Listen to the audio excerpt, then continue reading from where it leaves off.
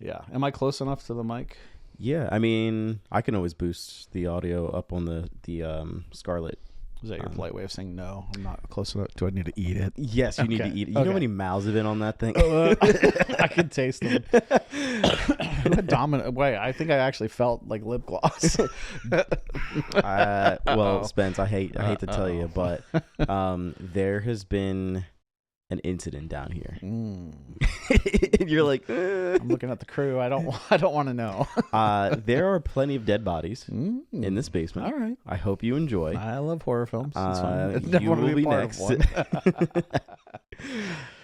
It's funny because like the last episode that That's a great idea for a horror film, by the way. Oh, podcast recording. Come to interview somebody and like they then go missing. It's like, it's really weird. Like 55 people in a row.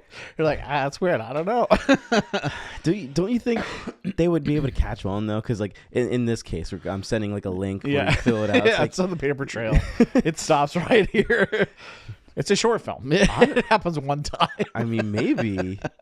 You know what? I like the idea. We're gonna take it. We're gonna run it. You got the equipment. Yeah, I'll be your star. Who's the first person to take out though? That's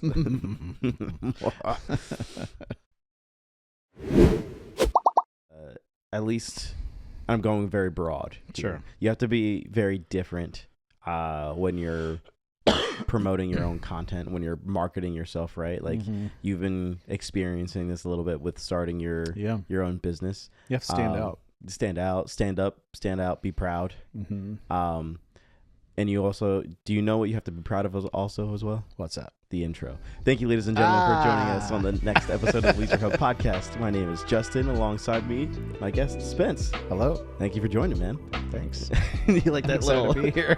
Nice segue. 100%. I tried to do that. I don't know if you caught it, but I was trying to like pivot to like I thought you were trying to get me in trouble by saying something. No. Unless, I mean, were we rolling? Spence, you've said a lot of bad stuff on here so far. You might want to, You know about that business I'm trying to start. Just don't promote it, and you won't be fine. You'll be fine. Before we get started, is there anything that you wanted to share with the masses? Or, I mean, we can just jump in, whatever you want to do. Yeah, I'm Spence. I've been in the creative industry for over 25 years. My first directing gig was in high school as a teacher. Wow. My video production teacher had no idea what they were doing. So I got to teach a class for my junior and senior year in high school in video production. Really? Yeah. Wow. That's super cool. Because I wanted to be in it since I was a freshman, and you had to be a junior with a certain GPA. So I had to like maintain a GPA. And I would stay after school for my freshman and sophomore year and watch the editor edit, and it was all linear editing. So no computer. Well, we had a computer, but it had no video editing software or capabilities. It didn't exist at the time. Yeah. And this was like 97, 98. So sorry. No, you're fine. So it was like 97, 98, something like that. And I was so excited to go into video productions class. I got accepted in my junior year, and I went in the first day, and the teacher wasn't there. And I had built a relationship with him. Like, we had a good camaraderie. He was really excited for me to be a part of the crew. Yeah. Knew my passion for like filmmaking and storytelling and all that. And I get in the first day, and Mr. Preston isn't there. This is a new guy, Mr. True. And I'm like, what the heck happened to...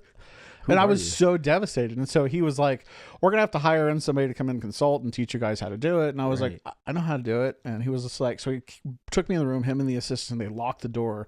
They were like, tell us how it works. He said, break it all down and put it back together. Yeah. I was like, okay. So I did. Sure. And I'm like, I've known how to do that since I was 5 because I'm such a nerd. So then he walks out after I get done showing him how everything works. And I showed him how it worked and I presented an example.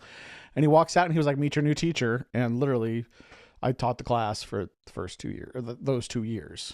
Wow. Until the next year when I started teaching other kids how to do the same thing. And he was picking up on stuff. So it was cool. And I won awards that whole year. He was like best editor, best director. And I'm like, I was only one.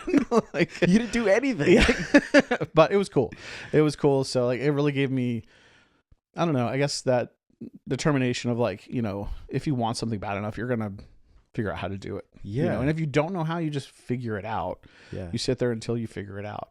That's super cool. Like, I don't think I think there's certain people that get handed their gift early on, or I don't want to say handed, but like they get introduced to their gift early on. And for a lot of other people, it takes them years. Like they'll go through schooling, they'll go through like 5 jobs, and they're like, I hate doing this. And then they find something completely different. Yeah. My buddy that I had on last time, he kind of went through something similar to that, where him and I both went to the same college. He went for graphic design, I went for web design. And he got out of it. He was working a graphic design job, and he's like, I hate this. This is like, I'm not really enjoying it. I'm kind of bored by doing it. And then the job that he was at, they gave him an opportunity. She was like, well, hey, we need somebody for social media. We need somebody to create videos and stuff like that. Why don't we give a shot at doing it? So he just took his iPhone, started recording, and then from there he's like, this is way more interesting, way more fun. So now he has his own camera gear now, like lighting, stuff like that. And I could tell he's very passionate about it. And like, it's weird because like you don't always realize like that like there's something that you want to do until you're introduced it. But you said you were kind of always like, you were kind of doing it before when you were a kid, right? Yeah, I think I actually knew what I wanted to do since I was age 4. Wow. It was funny because that's about the time that we got TV right in our house. So this is the early 80s. So I was born 81. Don't out yourself. I know. I don't care. I don't care. I'm 44 now, going on 45. I'm like, well, I got a few more trips around the sun. Might as well just give away the secrets. Yearning for the eternal slumber. Yeah, exactly. I mean, sleep is great. Eternal sounds wonderful. But no, I think I really was attracted to storytelling, and, and I mean, obviously, like kids are really drawn to cartoons. Myself, I was like really excited about cartoons. I loved like He-Man was one of my favorites, Scooby-Doo, Bugs Bunny, all-time classics. But like I wanted to know how they made a rabbit dance around on screen. Yeah. And my brother was really talented, very gifted in arts. And he actually showed me how they do it. He just took a whole bunch of cards and drew like Tigger bouncing on his tail over like 10 cards. And I was like, oh my gosh. And he's like, it's like frames per second. And when you put them in succession, it looks like it's moving. Right there. I'm like, I don't know. I feel like I taught myself how to write. I taught myself how to, wire things together. So like back in the day, before HDMI, you had like, composite cables and RCA cables and stuff. So I would unplug everything from behind the TV and figure out like, okay, from out to in, oh, that makes sense. And that's how it works. Yeah. So just technically I was able to like figure things out. Right. And then obviously I remember one of my earliest memories was watching movies, and at first, maybe a lot of kids are like this. I don't know if I was a special case, but I always thought the people were just acting every time you push play, on a VCR. I was like, how'd they get in there? Like, or is it a signal that's beaming in and they know that they need to perform the scene? But I'm like, how'd they do that? And then then obviously logic kind of steps in and like, oh, it actually makes more sense to record this. But like at 4 years old, like this is my thought process. Yeah. So like I wanted to know how it was done. So I loved creating, and I just loved creating, whether it was with words or images. I taught myself how to write. I would sit down at 3 years old and just draw letters. I didn't really know how to write. I just drew letters until I wrote my name for the first time at age 4. My mom's like, "You wrote your name." I was like, "Oh, I didn't know. I didn't know how." So then from that, I was just really enamored with the idea of like being able to create something. Yeah. And I think that really taught me the value of self-education. Like YouTube now, you can learn anything, different things. Anything. Like you want to learn how to code, you want to learn how to do whatever, if you want to learn how to knit, how to do, like my daughter learned how to crochet by watching a couple of tutorials. So like I think the creative sphere we live in now really rewards the self-taught. Oh, for sure. And the people that want to just grow despite like having the permission to do it. I think a lot of people get stuck in the waiting for permission phase. And I think our society needs to reward more so the people that just take the initiative. Our society doesn't reward that at all. I do this I'm raw. You're like, what do you mean by that? Yeah. What was I saying? Something about chimpanzees or something like that. I mean, I'm not good at memorizing things, so but what happened 2 minutes ago, I'm already forgetting. So. Well, what's more surprising to me is that you were able to remember a lot of this stuff at 4 years old. I'm like, I think back to like my childhood. I'm like, there's a certain point where it's like I vaguely remember things, like it's very fuzzy, and then there's like after that. To me, they're like core memories. You talk about how kids go to college and they're like, I don't know what to do with my life. Like I've known since I was like 5-6 years old that I'm like it's always like, even if it's not been directly what I said I wanted to do, like I wanted to make cartoons. Yeah. And I was like, I don't really want to make cartoons. Like I still would love to someday. I would actually love to bring back hand animation. I think that kind of stuff to me is so amazing, or at least combined it with 3D. So like I graduated from like wanting to do like cartoons to like, I think I want to like write movies, and I know when I was, 96, I don't know how old I was at that point, probably 15 years old, I guess. The movie Scream came out. And what is that? it's just a little art film. But it was the first screenplay I ever read. Yeah. Like it was the first time I was like, wait, somebody wrote that. Oh, I just never really put that together. Yeah. Didn't know how movies came about. I knew the art of making them, like Steven Spielberg, favorite director, like all these things. But like the one component that like everything is based off is this document where they take the idea in written form and make it visual. And it's like, oh, and then reading through it and like falling in love with the format and, how it tells the story visually, and lays out all the beats. And it just fascinated me. So interesting. Yeah. You mentioned this earlier. You mentioned about YouTube and kind of how like everything has, or like you can kind of pretty much learn everything that you want to, anything you want to learn on YouTube. Yeah. For those of you who don't know what this podcast episode is about, we're talking about when do you stop being or start being a creator from beginning to kind of professional, right? Like, and it's perfect for you because you've been doing video production for years now. I'm sorry, I said it so like aggressive. You've been doing it for years. But like, it's one of those things where I don't know if you've noticed, but they're whenever you hone a specific craft, like especially nowadays, like you know exactly what you're doing in it. But then when you translate it to social media, it kind of almost sometimes doesn't relate because it's a completely separate side of the industry, and that's more of like marketing. Sure. Before we get too far into the podcast and get really into like the meat and the potatoes of it, I have a little intro question for you. There's two things that I have in this podcast. Sure. Normally I throw in a game, but this time I wanted to switch it up a little bit. I love games. You know what? Cut the podcast. But there's two things that I usually keep in this that I have in this outline. The outline that I sent you, very bare bones. There's like 4 points in it, right? The outline that I have is a little bit like 12. There's 12 pages. We're going to be here for 5 hours. I hope you realize Buckle up. This is the Oppenheimer podcast. I hope you didn't plan on doing anything today. Yeah. Start your timer now. Synchronized watches. Click. But the first thing do I get to choose the mission?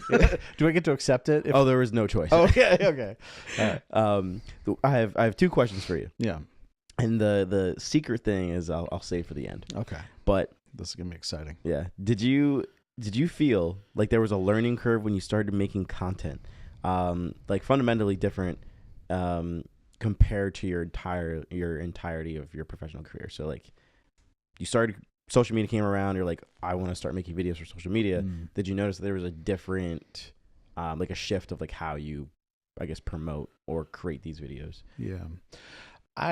For myself, I don't think I had that much of a learning curve. Honestly, I would say this, like in all my experience, whether it's been filmmaking or screenwriting, the lesson has constantly been say it faster, say it quicker, make it hit faster. Like it's just always been, that's always been the case. And with attention spans dwindling at an alarming rate, we've already lost 300 viewers since I started the sentence. Sorry, what'd you say? Exactly. But like I've always, it's just constantly like, like get to the point faster, scrape it down to the bare essentials. And I think you can look at like, any creative's like first couple works are going to be like, they're going to be rough. Well, yeah, but they're a necessary evil, in the fact that, you need to be able to take the idea and push it out there. And you're like, okay, why didn't that work? Like, why didn't that work? And so when I, started creating content, for social media, like it was like, here's the story that we want to tell. Okay. And typically you can know like instantly when a business owner is like, I have these 12 points. You're like, well, you've already lost five of the 12. Like you're too bloated already. Like dwindle it down to 2. Like what is the most important thing? And then what's the second most important thing? Who are you? Why do you exist? And why should people choose you? Right. The 3 top points that they need to know immediately. I know who you are. I see you and I see your problem and I can help. That's really all that you need to tell people. Versus, so should I cut the 30 things that I have on this list? I mean, I would say your audience would agree with me on, yes, you should. But like, coming from a world of filmmaking and, script writing and stuff, like I feel like that has just trained me for it. So like that, I know my first time on set, and I'm at an age now where I don't really have the filter I did back when I was younger. Like, I don't want to offend anybody. I'm going to be like, no, this is going to make my work like 30 times harder if I don't say something now. And it's going to turn out like crap if I just let them keep going. Yeah. And they're going to be disappointed with it. Like they're going to be like, why didn't you tell me that? A good example. Can I tell a quick story that kind of illustrates the point? No stories. Great. All right. See you later. Yeah, I can move this for you. No, it's okay. Yeah. My previous boss, one time I was told that I was going to go on a shoot in another state, and I was just to observe. And it was with one of the other founders of the company, and it was me and another guy, and it was just to introduce me to the process of how they shoot on location. And I'm like, I've done this 100 times before, but like I'll entertain them. Okay, I won't step in and take charge like I normally would. Sure. And I get down there and things are just falling apart. Like what clearly wasn't planned. Like the person did not plan, and God love him. He did the best he could, I guess, but like things are just going wrong left and right. And some stuff he couldn't control. Like there was a power outage down the street. There was a water main that broke. Oh like my God. There was like the whole store. We were in a convenience store, and all the lights are blinking in the background. Not the top lights, but like all the lights on the coffee pots and stuff. There was just noise. We're just like, oh my gosh, we had to film this training video. And I get back, and my boss looks at me. He's like, why didn't you do something? And I said, I was told that I was not to interfere. I was to go specifically for like learning how the process works. Yeah. And he's like, if somebody's dying on the street, are you not going to help them? And I'm like, I absolutely would, but I was literally told not to help somebody. So like, it's funny to me now. 'Cause like, I'm like, the person that I was supposed to be helping was one of the founders of the company. Sure. So I'm like, I'm not going to step in and be like, you're doing this wrong. You've been doing it for 25 years. But like, I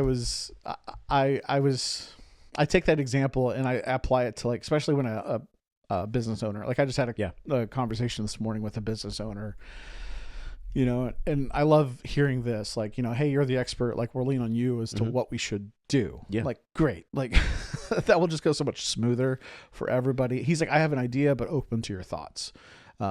So yeah, I think that kind of experience has led me to, leaning into the social world a little bit easier.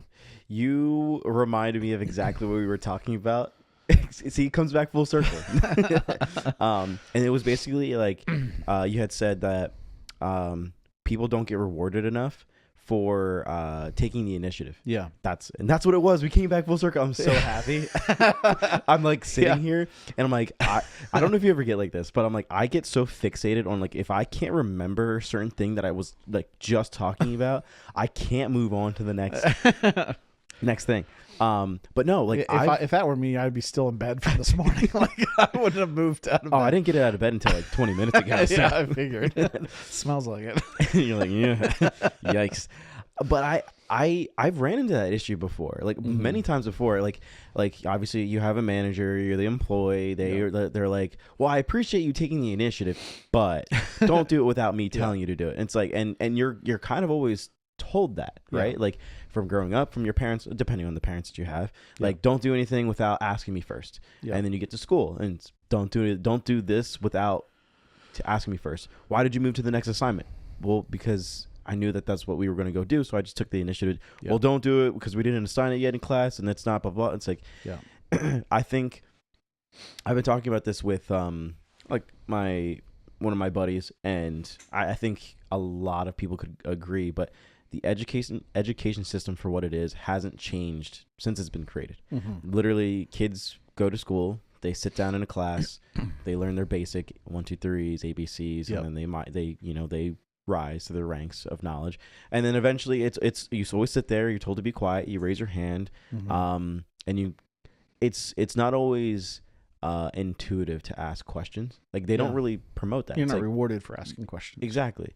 But they're always telling you should ask more questions. Like well, you just told me not to ask more questions, but you've trained me not to be inquisitive. Like you haven't rewarded me for being like the fact that my grades might improve based on my question asking abilities. Like I haven't seen that. So like I feel dumb. I'm not going to do that. Why would I ask questions if every time I've been challenged not to?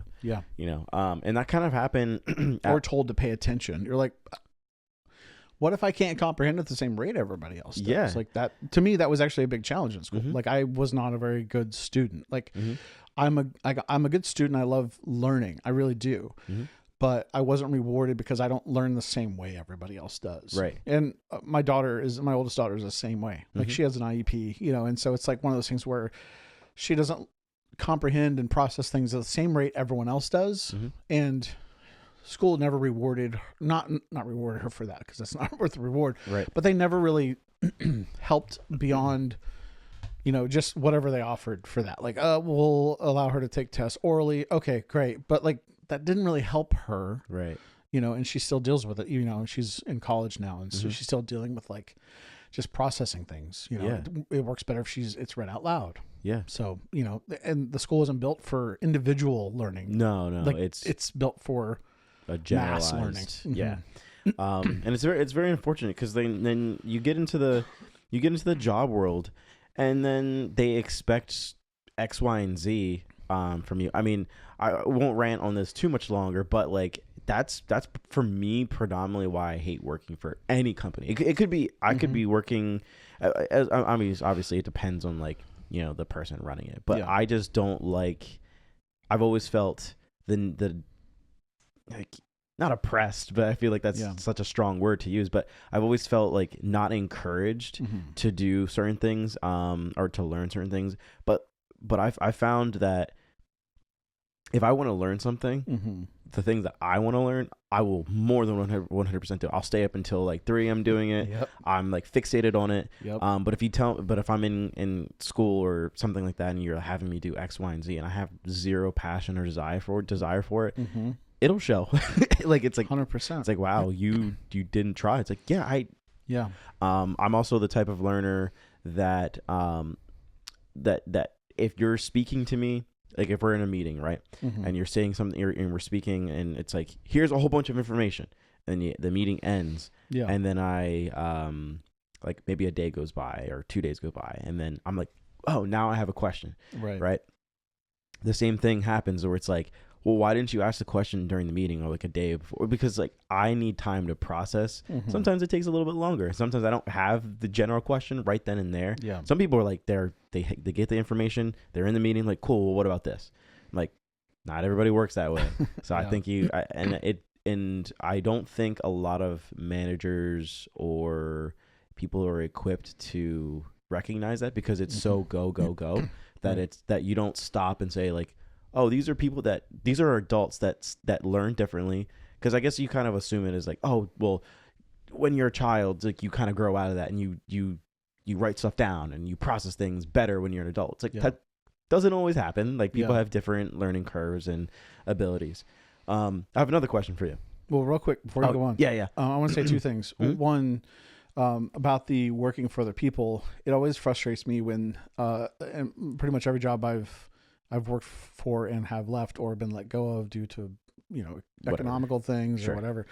I always hated the fact that the thing I missed the most were the people, but they weren't a reflection of the company as a whole. They were a reflection of the team that was built. Right. And as I'm starting my own business, like I'm really cognizant of that. That I want to make sure that everybody that I either employ or work with feels that team feeling, that it's going to translate, because I wanted to start from the top and go down versus like I'm sure there are some people that you just won't get along with, but I just hate the fact that the things I miss the most are just the team members that I missed working with day in and day out. But they weren't a direct reflection of the company. They were a direct reflection. They were partially because of the culture that had been built there, but like we had built our own culture, and like, to me, that's what I missed the most. Right. The second thing is going back to the taking initiative part. Oh yeah. After I was scolded, which it wasn't really a big deal in the end. Why didn't you help? Right. I will say that every review I had after that was a glowing, like, always takes initiative. Because like I never wanted to show them that I didn't take initiative. Right. I was told not to take initiative. Right. Yeah, I was just obeying orders. Yeah. So then I was like, well, clearly orders are meant to be broken. So moving forward, it was like, you don't listen to what we say, but you take initiative, and it turns out way better than we thought. So we're just going to let you keep doing what you're doing. Yeah. And to me, like, quality is, I always want it to be as superior as possible. So like, that's the thing that I really am building my company on. In fact, I had a customer I was on the phone with today. They said the reason we reached out to you is because your video looked really good. Yeah. And we want that for our company. I'm like, great. Sure. Like, sign me up. That's what I do. Like, I can't not do that. Like, if it turns like crap, I'm going to have to go reshoot it, and I'll do it on my dime, not yours. So yeah. And I think that's always good. Like a good mentality to have, because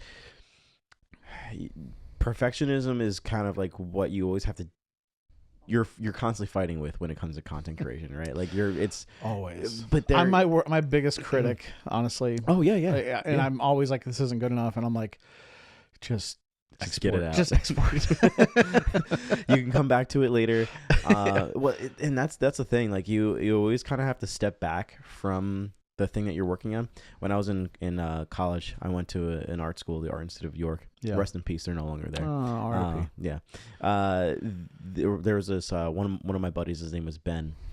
Great graphic design. Like, I mean, naturally gifted in like just sketching and pretty much anything. Like he would spend hours. Like school would be over, class would be over, and he's just still there. Yeah. He was probably one of the most unorganized people I've ever met, but he was crazy good. Yeah. Most creatives are, man. Yeah. It's hard to find it. I mean, if you found somebody that was well organized and creative, like, I don't know, like, be careful. That person's going to dominate. Oh, they're dangerous. And that's what I'm trying to get better at. I'm like, I have the creative part. If I could just get my together. Yeah.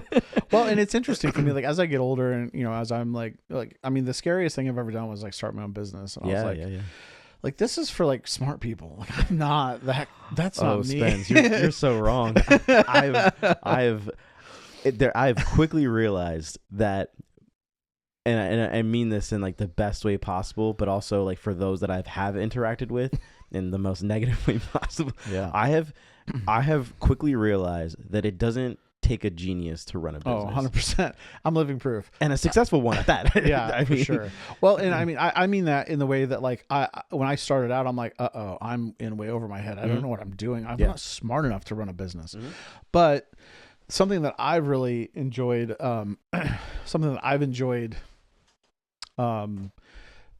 growing to love is the process, the processes of business. So like for me, like not a good at numbers guy. Like, if you tell me if you want me to rattle off frame rate numbers and stuff like that for camera settings and whatnot, no problem. Yeah. But if you're like financially, like how's your how's your P&L? I'm like, an L? I don't know. I don't know what I don't know what a P. See, I can't even say it right. I don't know what P&L is. I just learned like literally like last month, like a profit and loss statement because I had to do it for my taxes. Right. But then I found a video on YouTube, of course, of how to do a P&L in Google Sheets, and it was amazing the way that she broke it down. I was like, yes, okay, this I can get behind. Yeah. And like it's empowering. Yeah. It's empowering. And I think one thing about creatives that aren't smart like myself, like we really enjoy that self-taught nature. And when we then feel empowered, we then are like, okay, like now I know how to do something.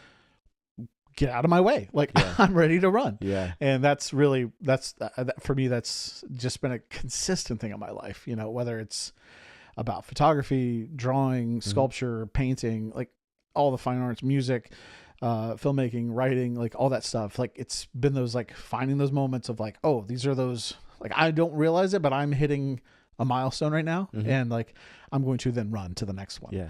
So what do you think matters more in terms of like content creation, right? Do you think the visuals, storytelling, or the views? Obviously the views are whatever, but like what do you in your opinion, what do you think matters the most? I think that's really subjective. Yeah. Because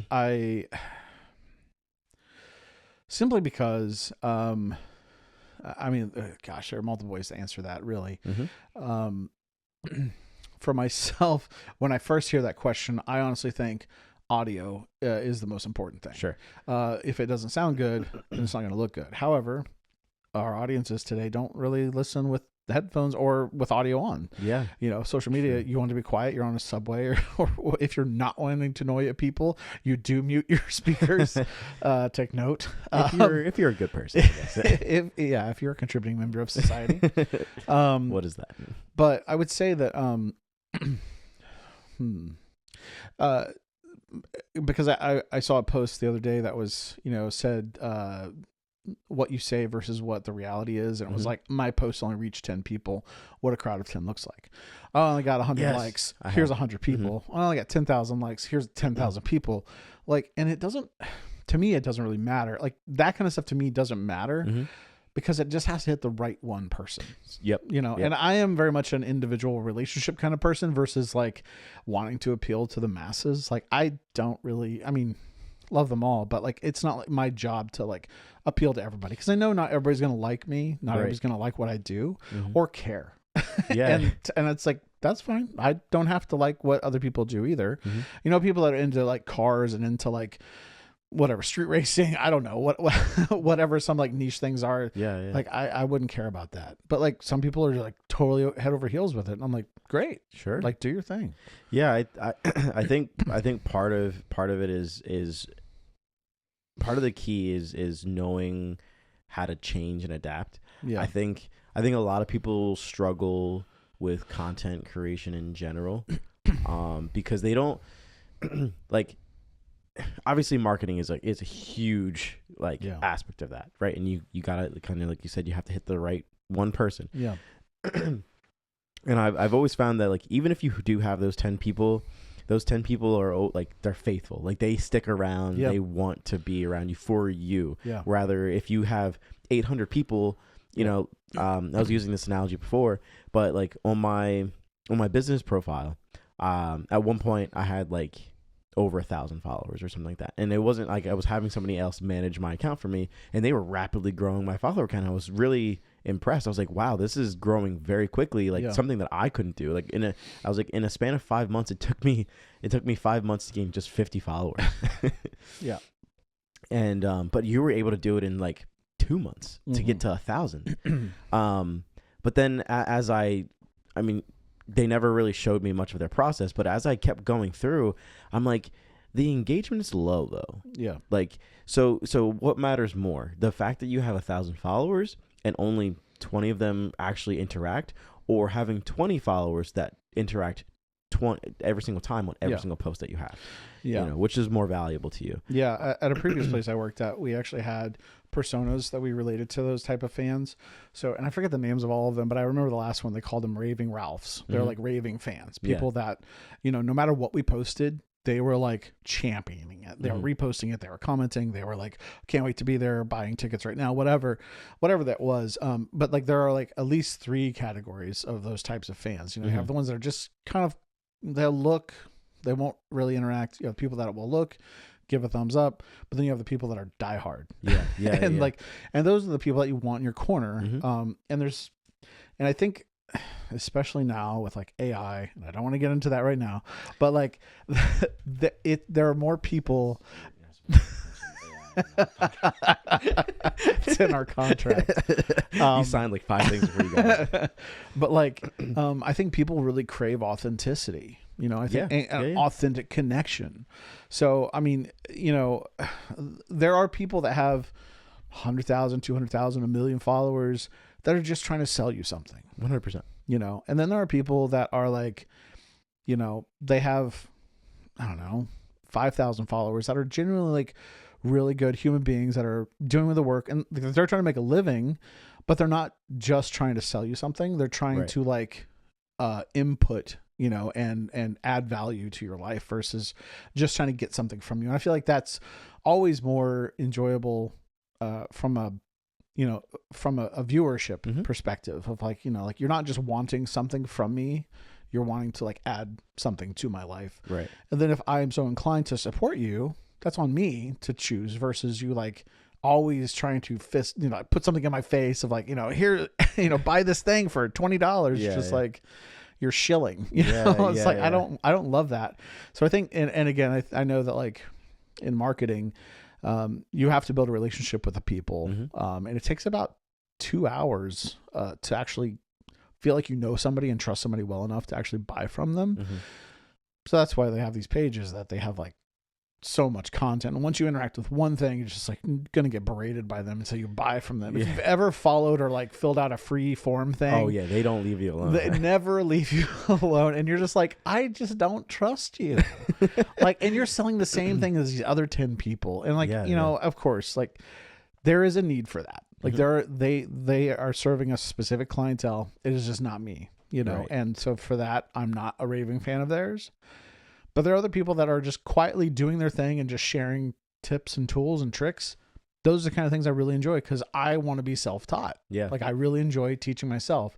And if I just can't get over that hump, I'll reach out to somebody. So. I think I've been doing this a lot with social media recently, specifically Instagram, because TikTok, I just can't get the algorithm to match what I want. And I don't even bother. That thing is the most crazy pendulum swing ever. One time I'll just be on like weird like stories from like Jubal's morning show, and then it'll be like cat videos or pig videos, or then like carpet cleaning. You're just like, where am I? What kind of lala? I think that's what it's just thriving on. It's just like quick dopamine hits. The most random, bring you down and then hit you again with some more dopamine. It's like, and then here's a political video to just pull the rug from underneath your legs. Like, I just don't want that. I've tried. I know plenty of people who are on Instagram and then like, or not Instagram, TikTok, and their algorithms are tailored to them specifically. And I'm just like, I just don't care. Instagram's already the way I want it. I don't really care. TikTok is just, I do it for like social media, like to publish the podcast on, and I'll interact with people in the comment section and stuff like that.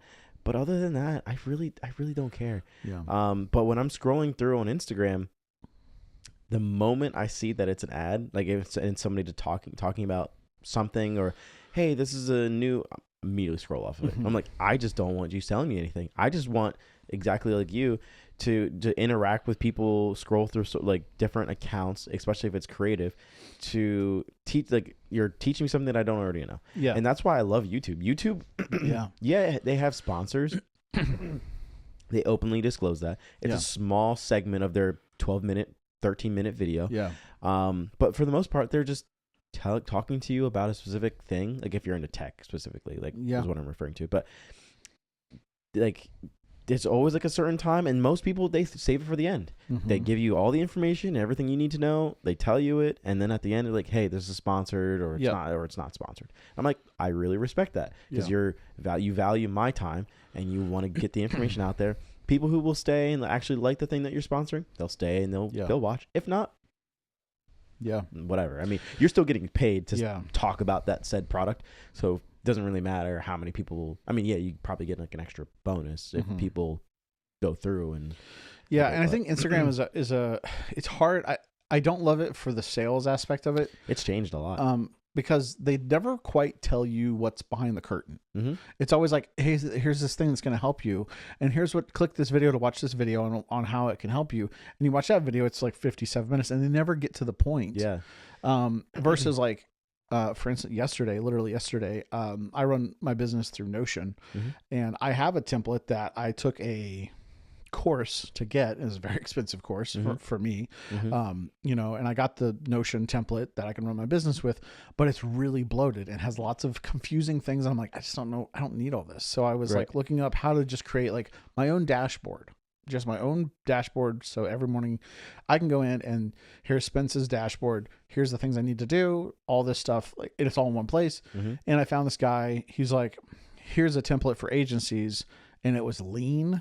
It was very like everything was right on the front page, and if I want on my own workspace, there was a place for that. Yeah. And he's like, and he walked through the whole thing, and he's like, if you want this, you can build it yourself, or I have it for $65. I bought it right then because I was like, it's the need that I had, and he already showed me what it was about. Versus, I have something that you could use, and it will make your life easier. Buy it, and I'll show you how to use it. Yeah. It's kind of flipping the script. You know what I mean? It's showing you how it works versus buy it and then I'll teach you. Yeah. And then you're kind of like, that's not really what I'm looking for. Yeah. I still see people do that. But now, you mentioned this before, now it's authenticity is basically what people are screaming for now. Yeah. They want you to be just a normal person who like is not going to try to like, it's okay if you sell them something, right? But they don't want you. They want you to care about them first, right? Yeah. I was talking to my friend. She's basically in sales for Comcast, and her and I, in terms of like selling the belief or whatever, is pretty much the same. It's like I'm not going to pressure you to buy. Like, if you want to, you're more than welcome. I'll tell you everything you need to know. If you don't want to buy at the end, that's fine. Like, I'm not going to pressure you into it. Whereas, like, there's other salesmen or saleswomen who are like, no, you need to buy because this is the best product you ever. It's like, look, I'm just being honest with you. Like, it's more expensive over here. I'm still doing it for cheaper. If you still don't want to, that's completely fine. You can go peruse and look at it. Yeah. It's just transparency. Yeah. And I think that is really what's helping people now more, and it also really helps with who you're aiming at when you're like promoting your content, right? And it's like used car salesman mentality. There are some that are just very aggressive, and you're like, please leave me alone. Yeah. And there are other people that literally leave you alone and be like, hey, I'll be over here if you have any questions. I tend to buy from those people more than I ever have even entertained the fact. Like, as soon as somebody comes up and is just like not leaving me alone, I'm like, I'm going to leave now. Hey, did you find everything all right over here? Yes. Okay. Yes. I'll be back in 2 seconds. Yeah. What? No, leave me alone. Just let me do my thing. Yeah. People don't like being bothered. And like I said, just they like that transparency. It's like, hey, I'm just going to be honest with you. This is how much it's going to be. Just because like the rates have gone up, blah, blah, blah. Yeah. And you can honestly use that. Don't use this, but you can honestly do this. You can honestly use that as a reverse psychology thing. Like, I'm not saying to lie, but you could say, well, just yesterday the influx of our inventory was X, but today it's this. So you never know what's going to be like tomorrow. Scarcity mentality. Yeah, and people do that. People do that with discounts and stuff like that, like marketing. I mean, I'm doing my ad right now that I'm running on Instagram because it says like literally we're only taking 5 clients. And that's true. Like, we are only going to take 5 clients, but I'm not telling the people I don't have any clients. You know what I mean? Yeah. But like, it's like we only have 5 spots left. And it was like after 5, like I can't really handle too much more than that. Right. So like I mean, if I get 6, will I take them? Absolutely. But Please. but you know, and I think a lot of it is just there is a fine line, especially when you run your own business, that you have to appear competent, even if it, like, because I've been doing this for 25 years, but my business is 8 months old. Yeah. You know, so it's like people are like, they see the infancy of that and they're like, oh, well, what have you done? I'm like, well, let me go through the thing. Like, and you know, and my work on my website is not all of my work. It's all the only stuff I've done in the last 8 months versus my whole career. It's like, I couldn't show you all the stuff I've done. You should just start, you should wheel out like a filing cabinet and you're like, okay, this is only filing cabinet 1. So I can go grab the other 10 if you want. Completely up to you. I think you can be highly skilled as a creator if you're creating content or whatever. It doesn't really matter what you're creating. I think you can be very good at it. If you don't know how to market it, you're gonna struggle. I think. Yeah. And that's something that I have had a hard time personally with, at least when it comes to social media. Yeah. Like, people are so afraid of talking about themselves. Yeah. And I get it. You know, whether introvert, extrovert, like there are so many facets to why people don't like putting their stuff out there. Rejection. But there is a certain point.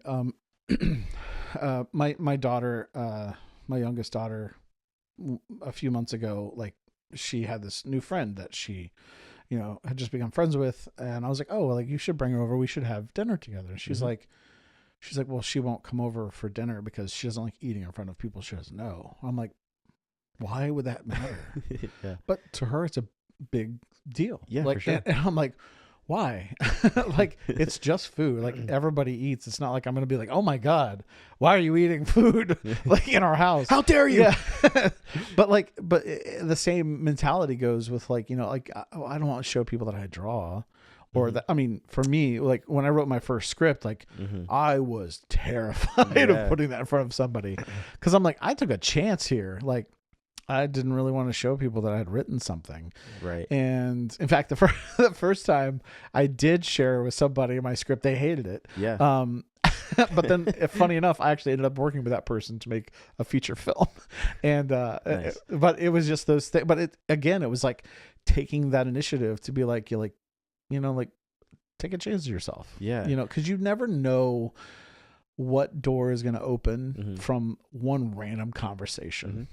I think I think part of it, and speaking for myself, in my experience, but I think a lot of it has to do with, it's the fear of working really hard on something and somebody just like crapping on it. Yeah. And not in a critiquing way. Yeah. In college, I learned that there was a big difference between criticizing and critiquing. Like, you can critique something without being, pardon my French, a dick about it. Yeah. And I think a lot of people it's easier to do it for yourself and never show anyone, because then your feelings never get hurt. Yeah. Your creative skills never get demolished or anything like that. Yeah. And you preserve your pride, specifically. Whereas it's a lot more unsafe to step out of that comfort zone and actually show other people that, hey, this is what I'm doing. You know? Yeah, and I think that's actually why I named my company Sandbox Studio. So like the image of a sandbox, it literally illustrates like unbridled creative freedom. Like, nobody goes into a sandbox and is like, I'm going to make a masterpiece. Yeah. It's literally to play, to field ideas, to like test the grounds, to fail safely, to be like, this isn't working. Why? You know? And so I think for me, that really helps solidify the idea of like, we're here to play, to work, to craft, and to experiment, you know, and it doesn't have to work the first time. Yeah. You know? And so I think there's some freedom in knowing and putting yourself out there, and just taking a chance on yourself. You know, I mean, when I was 13, I had a lot of anxiety. I had a lot of depression. And the one thing that really, I feel like, saved my life was my creative expression. And I mean, at that age, way back, you know, before the dawn of cell phones, I feel like social media was literally in the same room with people. I remember being in 4th grade. I have this weird memory. I don't know why. Very good memory. Only of the past, nothing past 2019. But I remember being it was fourth grade. Our art teacher was out. And we had a substitute in. For some reason, we were all drawing. I don't remember. I just remember this one girl was like having trouble drawing high heels. And I was like, I don't know how to draw a high heel either. Yeah. But I'm like, I know what it looks like. Right. I've seen them before. So she was like, can you help me draw a high heel? And I was like, sure. And I just did what I thought it looked like. She was like, how do you do that? And I'm like, and then the other kids were like, wait, what did you do? And then like everybody started looking at it like, whoa. And I was like, it's a high heel. Yeah. But to me, like that was the earliest form of social media where it's like you get that instant validation, and then everybody is like, oh, he knows how to draw. Yeah. And so then people are like, oh, can you do this? Can you help me with that? And before I know it, the student teacher was just like, well, I think, are you going to teach the class today? Like, and then like fast forward to my high school where I literally was teaching the class. Yeah. But like, I think that I don't really know where I'm going with this train of thought. But having those, having that validation, I think really helps people take a chance on like now I can walk into a room of people and being like, I know how to do what you want to do. If it's video content or creative content of any kind, I can help you get there. Yeah. I have no fear of that. Yeah. Yes, I have some fear of rejection, I suppose, but not at the same. Like I couldn't have started my own business 10 years ago. Yeah. I wasn't in the same place creatively. Right. I mean, even in the past 8 months, like I've still learned stuff on like filming stuff. I've learned how to use like false colors when I'm shooting, and it has changed the world for me, which was awesome because it was one of the first things I learned before I started shooting on my business. Yeah. And it just makes the image look so much better. You can color correct it in post and it doesn't break. You're just like, oh, it's so awesome. But like, just constantly learning and putting yourself out there and share your work. I forget the author's name. I can't remember his name. I have to look it up, but he has a couple books, and one of them is Show Your Work. Yeah. It's literally called Show Your Work. It's a really small book. Pop that up on the screen. Yeah. Yeah. But it's great. Because I mean, it just literally is that like nobody's going to give a damn if you don't show people that you can do something. Yeah. Yeah. They don't know to care. Yeah. And you may then have the answer that somebody's looking for. You just never know. Yeah. I think, so one thing I have noticed, I've noticed that there's two types of instances on the platform and off the platform and social media versus in real life. The average person, when they're viewing something on social media, probably doesn't care about like the specifics, right? Yeah. Like I was talking to so it's crazy how I have it's funny how I have all of these videography friends. Like I have my long-term friend, Anthony, and then my other buddy that was here. Like all of you guys do cinematography, videography, photography, all of it. And so I was asking him so I got feedback from my aunt the other day on like a podcast reel, because I record with my uncle. He has his own barbershop in Ephrata. That's cool. And I was like, she's like, hey, I saw your one of your reels come up on like my Explore page. I'm like, oh, that's cool. What'd you think? And she's like, this is just how she generally is, but she's like, it was pretty rough, man. It was pretty rough. And I was like, ow, okay. I spent a lot of time making that reel, like making sure I'm cutting and everything like that. And so I was asking her, like trying to get more feedback, like what about it is rough? Is it like are the cuts too like abrupt, or is it like because obviously when you can make the audio sound flow correctly, but obviously the person's going to kind of jump around because you're doing jump cuts. But that's kind of how social media is. You don't, it depends on what you're editing. If you're editing for like YouTube, then transitions are going to be a little different than how they are on social media. And so like one of the things I was trying to get out of the way was my pride, like because you spend a lot of time working on something, and so etc. So the next day I'm like watching the reel over and over again. I'm like, what is she talking about? Like I'm trying to visually see what she's referring to and why it was like rough. Because I'm like, if this one is rough, then all the other ones are just as rough too. Yeah. And so like I go to my friend we hit the gym, we come out, and I'm like, hey, like from a videographer's standpoint, like I need you to look at this and tell me like, if does this look very amateurish, and like if so, what can I do to change this and make it look better? And he was looking at it and he was like, I mean, the cuts are fine. Like he's like, the only thing that I would probably say is like the lighting, obviously, like, you know, make the lighting better, like your cuts seem better, like the dialogue flows correctly.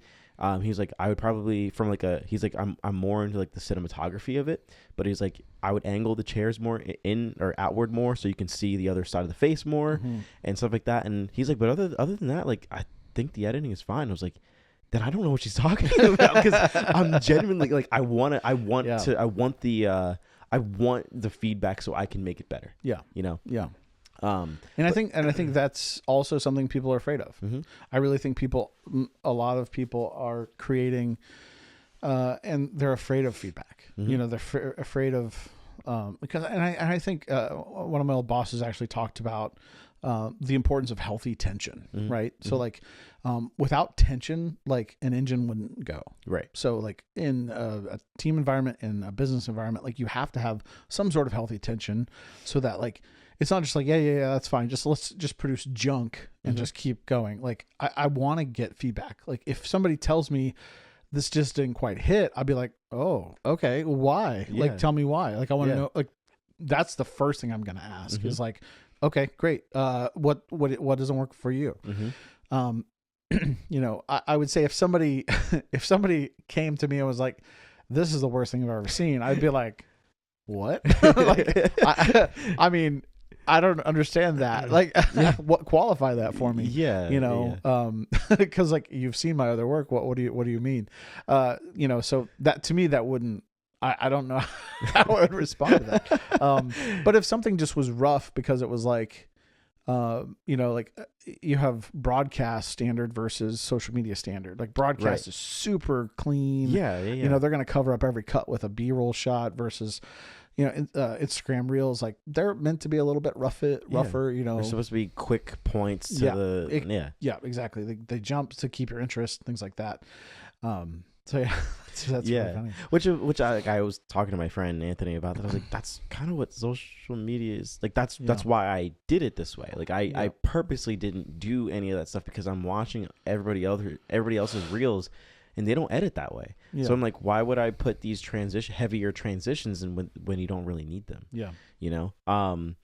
But I think that's when you ask yourself as a creator, is like, you're like, if no one's going to even notice like these specific details except for people who are really into it, like you or me or some other people who are very into like videography or design does it even matter? It's like, I think it still does. I think it matters to like for your personal standards, right? Like if because you have a variety of like content, right? You have content that is literally just people remixing stuff and it's just cut out of you, poor quality, and they talk over it. Thousands of views. Yeah. And then people will make like 8K video. Obviously it gets compressed on Instagram and social media, but they'll make 8K videos and like they'll spend a lot of time on the lighting and stuff like that. But if they don't know how to target their specific demographic, they get maybe like 20 views. you know, like it just varies. But I think that's part of the difference of being a beginner and a professional. It's like a beginner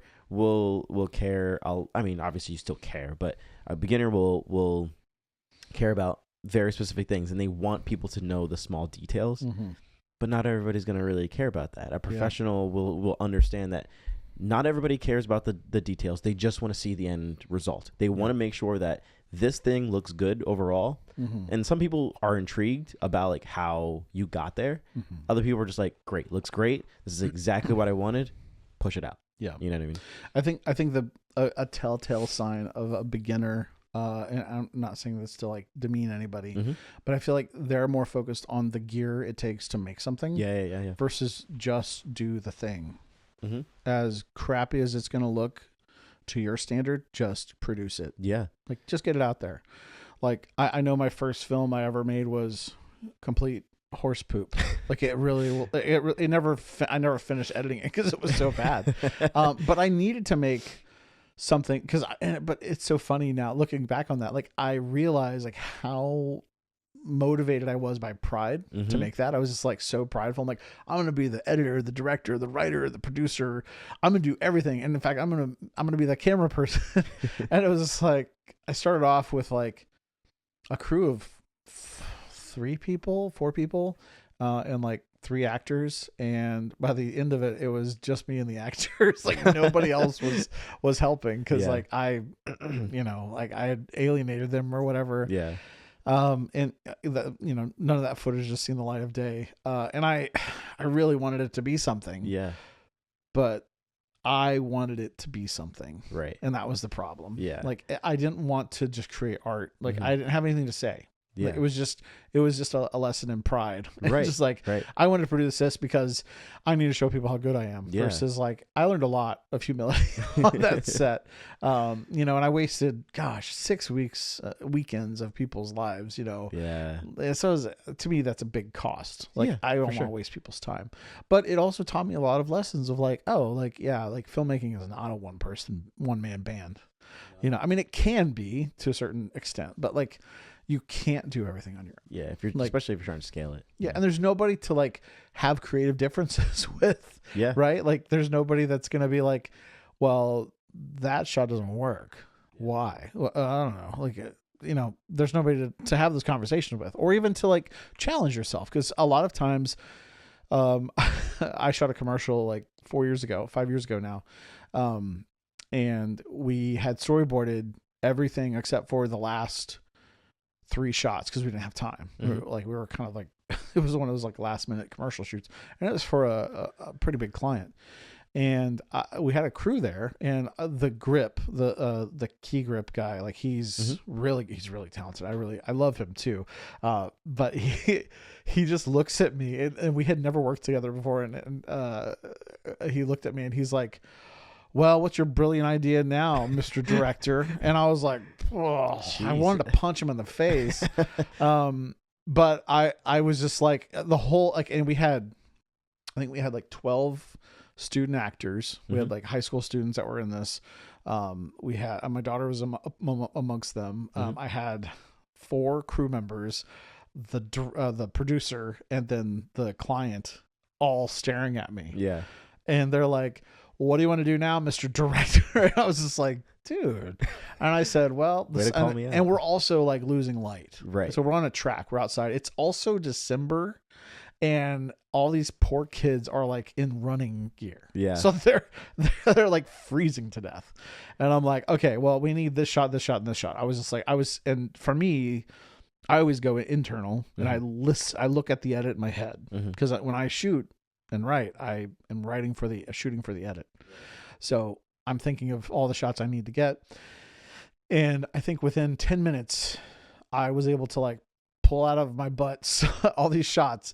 And I got the 3 ending shots. And the ending shot, the client and the producer were like looking at the monitor going like, that's amazing. And we had not storyboarded it, and we had like run out of time. So I was like, just like scrambling. I'm like, hurry, get that shot, let's do this. Okay, let's set it up here. We're going to have her look right into the lens. It was like she was on a track, and she like leans down and looks right into the lens. And I heard the whole crowd go, like when she looked at the lens, I was like, I knew I got the right shot when I heard that, but like, you have to have that tension. You have to have people like, on set, like scorning you. You're like, what are you going to do now, Mr. Big Shot? But like, if I hadn't had that early failure, like that beginner failure of like doing it for pride, I wouldn't have had that success for that commercial. So I don't know. I always think of those 2 examples. Like they're very similar, but very different outcomes. One was a massive failure, and one was definitely successful. So I think you definitely can. I mean, I don't know about you, but usually, in that case, you definitely do. But there are a lot of times where I thrive in like that the heat of the moment. It's like, did you do any push work? Comes to shove. It's like you had 3 months to do it, but you waited a week before, and somehow you still managed to make it pretty good. And like, that is the pinnacle of me. Like I try not to wait until the last minute to do stuff, but like sometimes that tension or that that just like knowing that you have to get it done, that fire under you just really makes you get it done a lot faster. Well, and I think for me, like where I worked at previously, like we worked at this massive nationwide theater, and you would think everything is like well planned out. And I mean, granted, a lot of things are, but when it comes to like the visuals, like I don't remember what year this was, but we were going to premiere a trailer for a show that was coming up, and we had never done this before. And it was on this massive screen, 100-foot wide, right? And we were, it was the Friday before, or the Thursday before we were going to premiere it. So we had Thursday, Friday, Saturday, Sunday, Monday. We had 5 days to build this from scratch, and nobody had ever done any of this stuff before. We were going to do a 3D shot of like this like sea creature, and it was going to come up over the lens and then premiere like the title of the show. Yeah. And we're going to show it to an audience on Tuesday. And we had like, I literally had to come in on Saturday. I think I definitely came in on Monday too, and to test it all out. And like, we got it all done. They did sound design for it and everything, but like, it was also because we had to get it done. Right. And it was no question of like, yes, we could have had 3 months to do it had the marketing team been like, oh, we should try this. Right.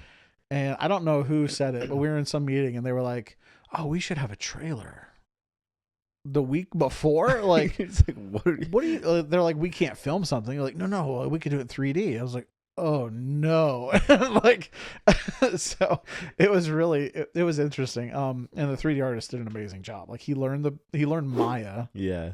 That week. Like it was crazy. He learned Maya, and this was back in 2010, 2011, something like that. Like it was so insane.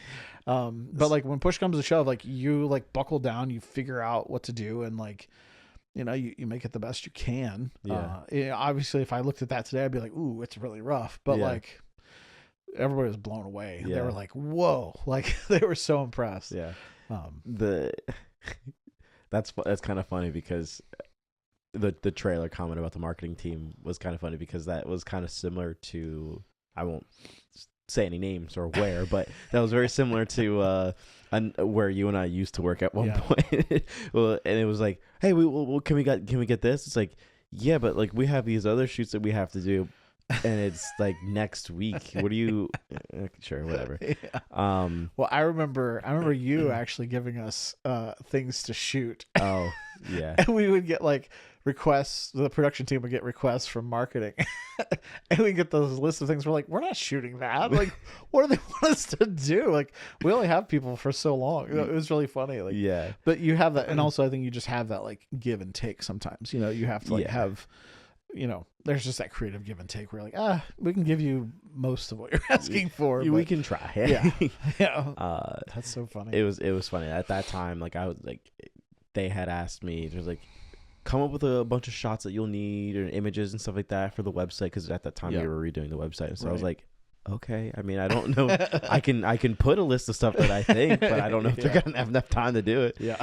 That's so funny. But like, that's kind of, I want to share one little story. We'll move on to the next point, and then I have a little secret, little secret thing at the end.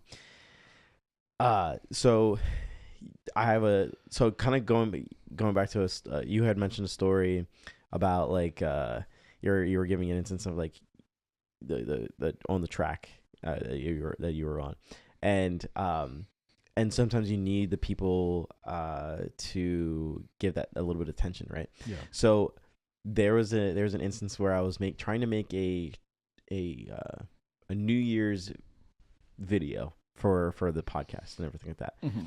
And I had this grand idea in my head and everything like that, and I was like, I'm gonna execute it. It's gonna end up being really, really good, and I'm gonna put it up, and people are gonna be like so impressed or whatever. Yeah.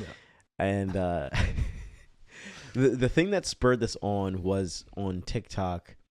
I went on and it started showing me like a montage of all of the reels that I put up. And from like basically when I just started doing video, which was with like the MacBook webcam because I didn't have I wasn't using my phone camera. Yeah. To different formats I was using at the time, to full on video, vertical and everything like that.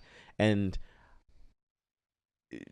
when you see like a montage like that from like kind of like rough to like it's even better, it almost made me cry. I was like, wow, I can see the actual progression that I've made. Is it like to the quality that I still wanted it? No, but obviously that'll come eventually. Yeah. And so that inspired me to do this video. So basically I spent all this time like editing it, and like in the morning I was like, okay, I'm gonna get up at 7 a.m. I'm gonna like get everything ready. I'm gonna shoot, look at it, shoot again, just keep shooting it, blah blah blah. And then I was like, cool, I have this little idea. I was like, I was just sitting down here in a chair with the TV, like I had a background. It was 2026, and I was giving a little speech or whatever about the year and thanking everybody for following and stuff like that. And so I was like, I wanted my mom to call me, interrupt the shoot, and say and she to tell me to take out the trash, right? And I would just say like, Mom, I'm in the middle of taking out the trash.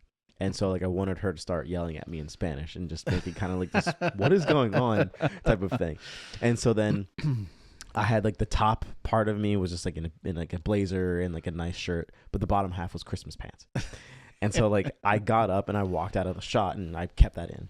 So I go upstairs and I film like taking out the trash. I'm like, okay, I need this angle. I need like the door opening. I need like the trash going back in. I need the trash pulling out, all these different shots. I get all the shots. I put it down. I had a haircut appointment. So I was like, okay, I'll go to the haircut appointment. And I was meeting up with friends like later that night too. So I'm like, I got to do all these things. So I come back, I shoot it. I have my mom call. I do that scene. And then I get to editing it. And I'm like, I didn't think about my haircut. So my hair is one way in one video and in the one shot. And now it's completely different. I'm like, man. And then, so I finish up like a rough version of it, and I get it ready, and I show it to my mom, and I show it to my sister, and I'm sitting there like dying because I'm like, it's so funny or whatever, and they're kind of just sitting there in silence. And they're like, okay, I mean, I don't really get it, but I was like, oh, okay. So I just spent 10 hours doing all of this to get a very mild reaction. But like there's this, I said all that to say that like there's an artist that I really, really like, and he was on like a podcast or something like that, or an interview basically. And he was saying, if you have a vision, try to picture that vision as high as you could possibly see it. Like, and then just go a little bit past that. And that's pretty much where you want to aspire to. That's what, and hold on to that as close as possible.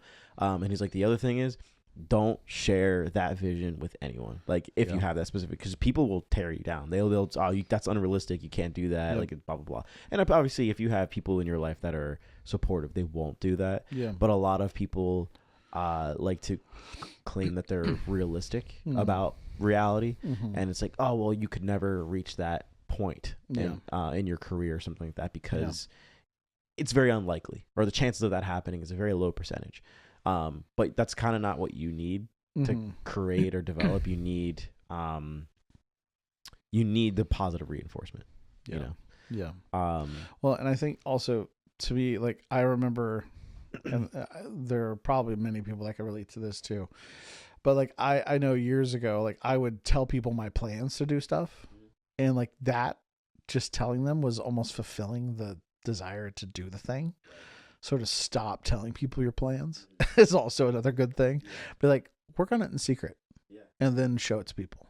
You know, and I think that's where things get better. You know, because you're gonna show it to people eventually. You know, but like you're able to sandbox it right now. Like you can test it, trial and error. There's no pressure.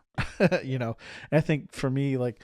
What got scary when I would be like, oh, I'm going to do this thing, guys. Like, oh, okay. Like, you're going to write a new script. Great. Well, it's October. Like, where's that script at? You know? Like, you had a whole year to work on it. Like, I didn't do it.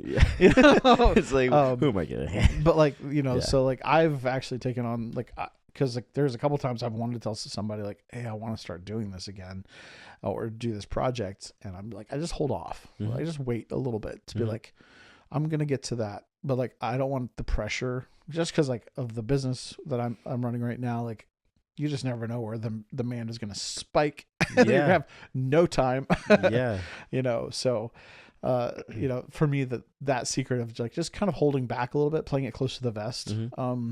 It's challenging because like I really love sharing that kind of stuff, especially with my wife or my creative, you know, partnerships that I have. Like I love like sharing that kind of stuff, but I'm like, I just want to hold back a little bit, Yeah. you know, to bridle that in just a little bit so that I actually have the creative freedom to do it. Yeah. Because I not think, be hounded for. yeah, not feel like I feel pressured or letting people down. Mhm. You know, that stuff can like, you can play games with yourself so quickly.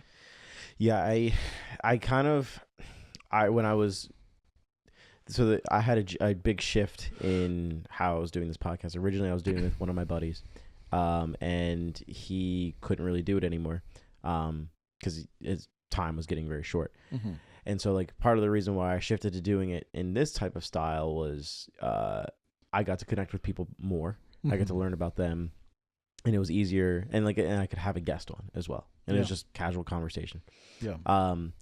The problem I knew that was going to end up happening was when I got my circle of friends on, once one was on, they were going to like tell each other about it. And I was like, please, like, I don't want you like telling other people that you're going on, because then they're going to be oh, when's their episode? I really want to see their episode. I don't want to, I don't want, cause like, I'm going to put it out when I want to put it out. I have a process. And like, I try to like, you know, spread it out a little bit. Yeah. And of course that happens. Like, when is this coming, or who's the next person? It's like, listen, I'm just trying to get people on. It's whatever.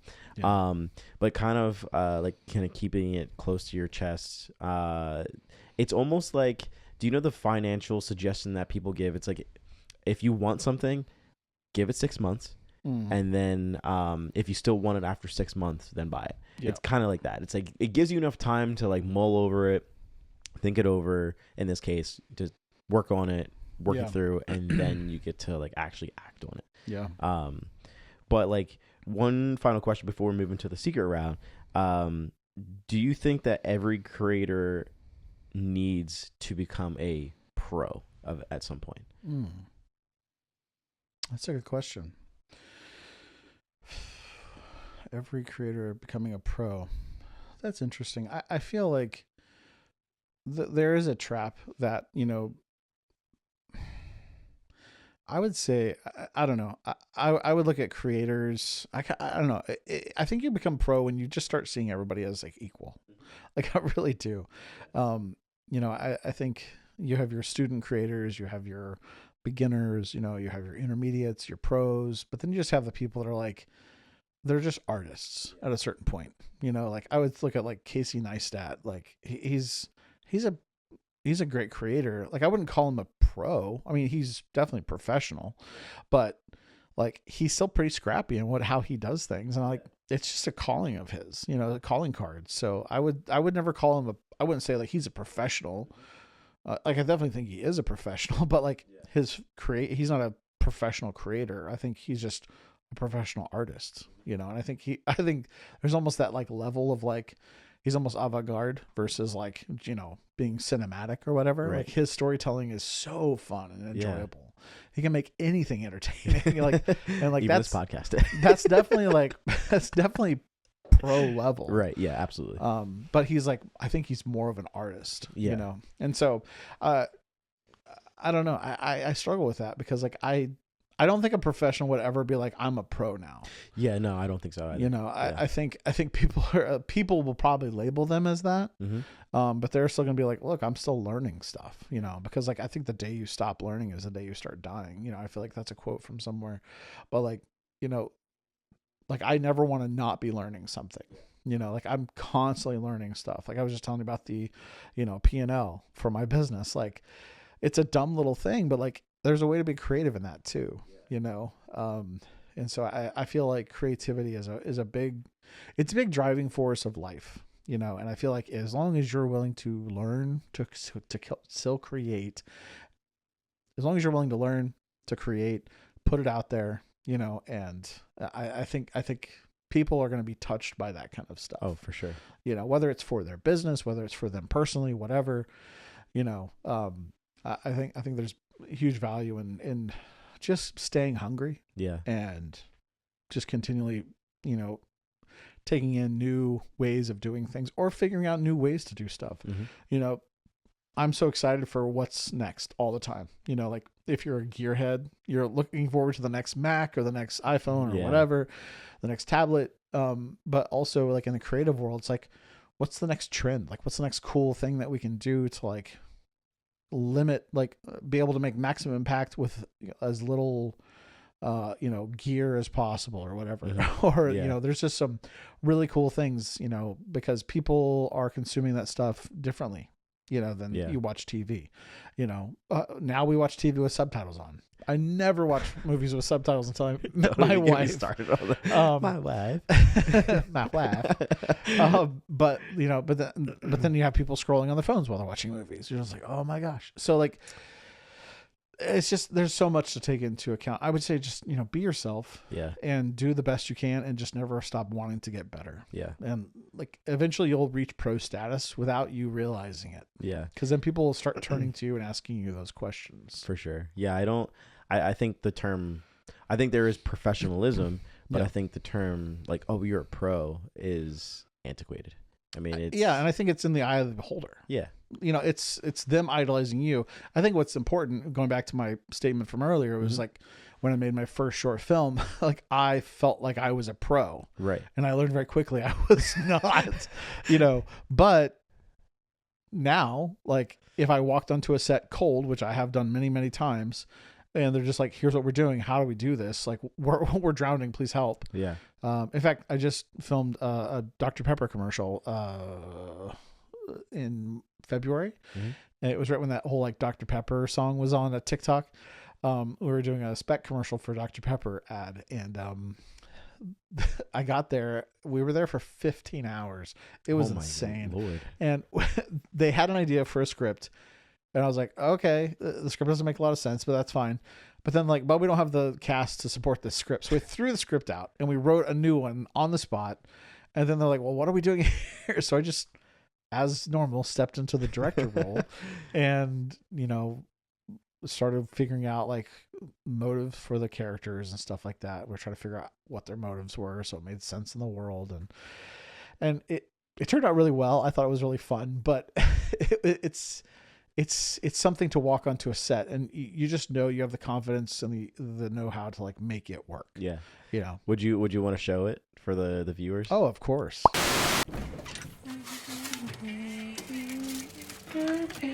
What's good and nice? Nothing. How was your doctor's appointment? I have a disease. You've been drinking again, haven't you? No. Then explain this. That's how I keep tabs on everything. Then what about this? That could be anyone's. I found this in your underwear drawer. Oh. I bet this isn't yours either.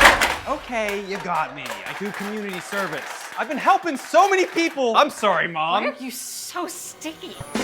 Dr. Pepper, baby, is good and nice.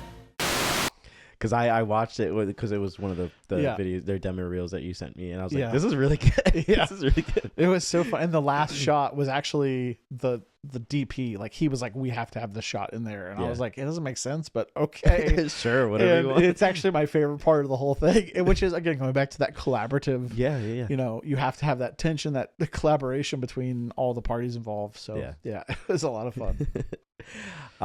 This brings us to the last segment of the podcast, the secret that I've been holding out this entire time. Oh boy. I'm glad that I had you on, Spence, because like I said, I've had my friends on. Some of them have been watching it, so they know what's I'm at the the first end. non-friend you've had on. Oh, I don't even know who you are. I was just walking down the street. Some random dude I pulled up the street. So this is the segment where I usually tell people to give their hot take. Oh. So cue the music. You can't hear it. I mean, you can, but it's always in post. I want to get like a little soundboard so I can actually play it, but well, that'll be sometime down the road. But give your hot take on the concept of beginner to pro, or just content creating in general, and it can be like a topic that is widely agreeable. Well, I guess hot take would be something that's not agreeable, like that's specific to you, but yeah. So whenever. If you have one off the top from of the beginner dome, to pro, or content creating in general.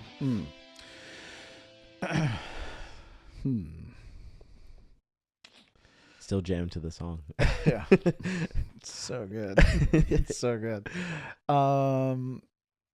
Gosh, I would say the platform doesn't matter.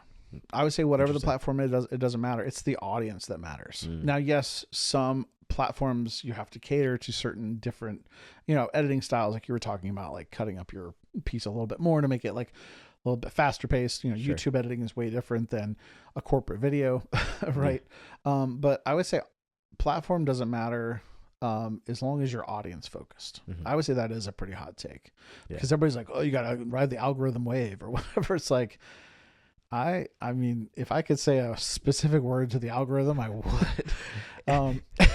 Go help yourself.